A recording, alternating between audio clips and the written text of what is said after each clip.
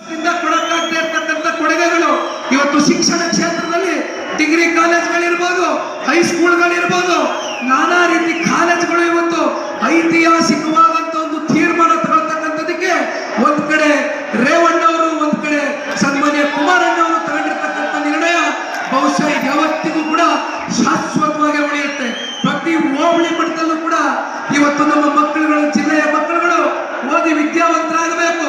ಓದಿ ವಿದ್ಯಾವಂತರಾಗಿ ಉನ್ನತವಾದಂತಹ ಒಂದು ಸ್ಥಾನದಲ್ಲಿ ಸಮಾಜದಲ್ಲಿ ತಲೆ ಎತ್ಕೊಂಡು ಬದುಕತಕ್ಕಂಥ ಒಂದು ವಾತಾವರಣವನ್ನ ಇವತ್ತು ಹಾಸನ ಜಿಲ್ಲೆಯ ನನ್ನ ಯುವ ಸಮುದಾಯದ ಅಣ್ಣ ತಮ್ಮಂದರಿಗೆ, ಅಕ್ಕ ತಂಗಿಯರಿಗೆ ಇವತ್ತು ಸನ್ಮಾನ್ಯ ಕುಮಾರಣ್ಣವರು, ರೇವಣ್ಣವರು ಇಬ್ರು ಸೇರಿ ಕೊಟ್ಟಿರ್ತಕ್ಕಂಥ ಕೊಡುಗೆಗಳು ಬರೆಯಲಿಕ್ಕಾಗೋದಿಲ್ಲ.